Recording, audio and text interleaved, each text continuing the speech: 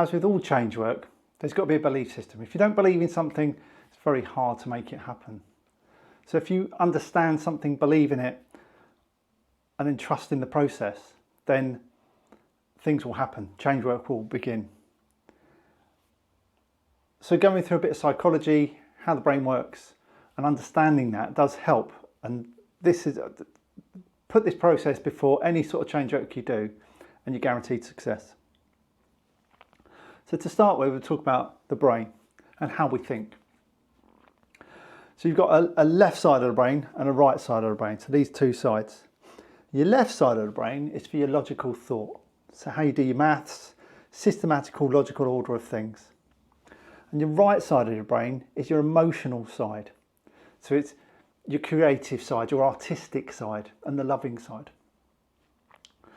And Emile Coué, a famous psychologist in the 1900s, he said if there's ever a conflict between the left side of the brain and the right side of the brain, the logical side and the emotional side will always win. Now that's really important. So if there's ever conflict between the logical side and the emotional side will always win. Now to put this in context, I'm sure you've been at home with a loved one and you're having an argument or having a heated debate, or you've been in the office and you're constructing your argument quite well, then all of a sudden you get this overwhelming emotion that comes through, or you don't quite feel safe in that environment, and that's the emotional side coming in now, and that's when you'll explode. For crying out loud, I told you, and you'll storm out, slam the doors, or you'll just make a quick escape. But when you're outside in a safer, different environment, after a while your emotional side's high and it's like, oh, I told him, yeah, no, I got that sorted. But after a while it starts to level out again, and the logical side again, but you weren't quite right there, maybe you shouldn't have been so loud, and you start to reason with yourself. But while you're in that argument, while in that heated moment, your emotional side took over. You have this gut feeling, just this feeling that you have to either get out of there or just explode to defend yourself. And that's exactly what Emile Coué is saying. If there's ever a conflict, your emotional side will always win. And especially in emergency services or the military, you're sort of overwhelmed with this emotional, this feeling, but it's not part of your training or the systematic things you should be going through. And that's where doubt comes in.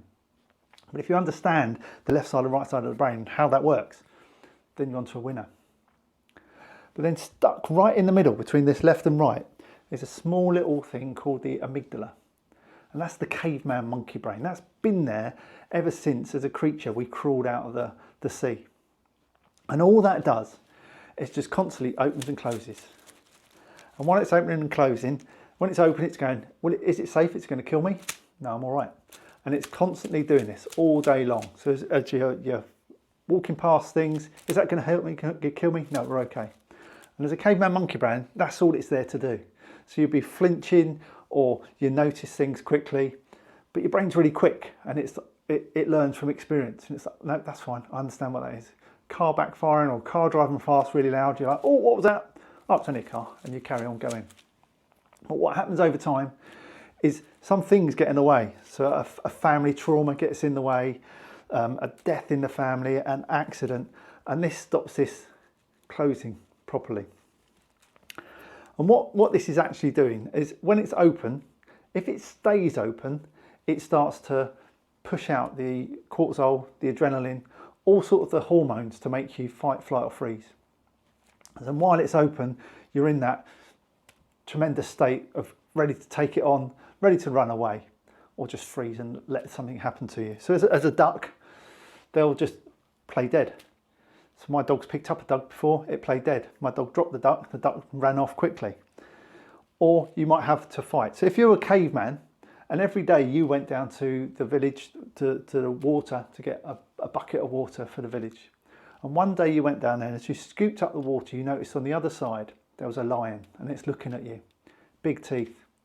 You're like, whoa. So as you walk down to the river, you'll be slips, trips, falls, things like that, scoop up the water, and then you see that lion, and it's like, whammo, that might hurt me, that might kill me. So now you've gone to the fight, flight, freeze.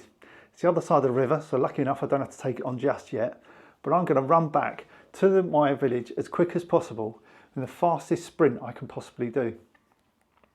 And this, the adrenaline pumping out, will give me that surge of energy to get back to the village.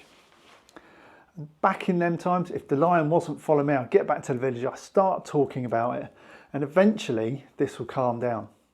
So it'll stop pumping out all that adrenaline because I'm back in a safe place and the villagers are looking after me. And we get back to this, is it going to hurt me, going to kill me? If late that afternoon they said, can you go and get some water again? You'd be like, oh, there was a lion there. And you get a bit anxious because this is far and open for your own safety and stopping you going back there. But if the next day someone else has gone down there, the lion's gone, you're safe, you'd be a bit wary and a bit cautious. But after a couple more days of getting the water from the river, you'd be back to firing on this. Unfortunately, modern world is slightly different. So you might have an incident going to work. You might have had a traffic accident. Someone just missed you on a bike or something while you're crossing the road. And this is putting you slightly on edge. Then you get to the office and you want to talk about it to calm down, but then you've got some dreaded boss coming in, so I demand all this paperwork and you haven't done this, and that just pushes your stress up a bit more. And what we're not doing is letting this close properly. And with all them other incidents, you might have had some trauma in the family, the accident, this is stopping it closing. And what we've got to do is get rid of all these things that are stopping it closing, because while it's not closing, it's leaking out little bits of those hormones that are making you fight, flight, freeze. So we've got to try and get this down to zero. And that's what any sort of therapy does. So the EFT is brilliant for this, of just letting the emotions out and then bringing you down. So you've got this clear pump. So when it closes, it closes. There's no leakage of the hormones. And when it's open, it's on full alert and you can carry on with that. Then we move on to energy. We are all energy. If you imagine the Big Bang, before the Big Bang there was nothing. Then there was a massive energy, rocks went flying across the sky. And eventually planets were made. For billions of years of no life on planet, then life was somehow created. Billions of years, and then something crawled out of the sea. Another billions of years, about 40,000 years ago, there was a caveman appeared on the planet. That is energy from the Big Bang to now. And there's just a spark of life. If you've ever seen a dead animal, a dead person, there's that spark of life missing. And whenever you've got scientists, they can tell you how the heart works, the lungs work, the brain works. They can't actually tell you what that spark of life is. And you can call it life, energy, chi, mojo, whatever you like to call it, spirit. It's there. There's something there that keeps us alive and keeps us us. And there's only one of each of us, so that's how unique we are. But that energy does flow through all of us. And to prove that, I've got my mate Peppa Pig here. She's got little sensors on her hands. If I touch one side and then touch the other side, she sings her little song. So yes, she's got batteries, but the energy is passing through me. If I touch it on the wall, there is no energy passing through there, so she doesn't sing. So we have energy flowing through us. And we've done this in a room of 30 people. And touching hands all the way around, so there's an energy flows through us all. So we are made of energy. Then the final thing is the past, the present and the future. So the past is anxiety. So you can think about all the things that have happened, but they're not really in your head. Your brain changes and manipulates them for the caveman's safety reason. So you think back to when you saw the lion the other side of the river. When you get back to the village, the caveman monkey brain, it was like his teeth are really huge, big muscles on him, and that mane, and they're really deep raw.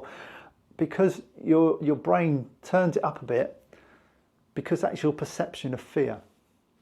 As a police officer, if you come by a robbery suspect, if they were held up by knife or gunpoint, their focus is on the knife or the gun, because that's the thing that was going to hurt them.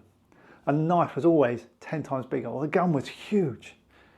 But that's your brain putting a perspective on it, because that's the danger, that's what I'm focusing on. And if we focus on that danger and remember that danger for next time, we can be safe again. So your past is a lie. Your brain changes that for good and bad. So if you said to me as Rick, as an 8-year-old child, my mum came down, what cake do you want for your birthday? I'd say Black Forest Gatto. And I used to love Black Forest Gatto because everything about it, but the whole emotion of it. So birthday party, presents, and a Black Forest Gatto. Years later though, if you sat down and gave me a Black Forest Gatto now, to me it's a chocolate cake, bit of cream with a cherry on the top.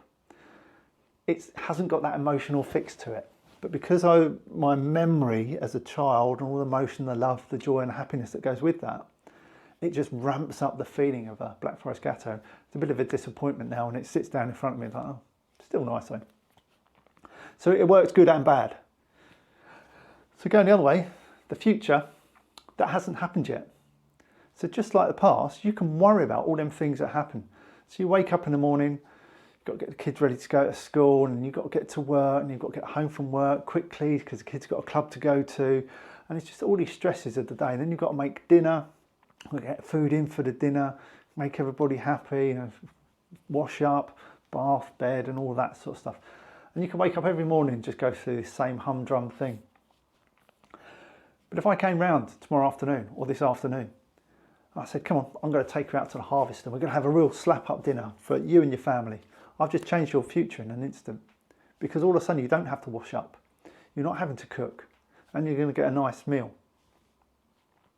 So you can dwell on the future, but again, your brain is just altering it for the mundane, or you can focus on the negative things, or you can focus on the better things and just be more positive with your life. But they haven't happened yet, and that can change in an instant.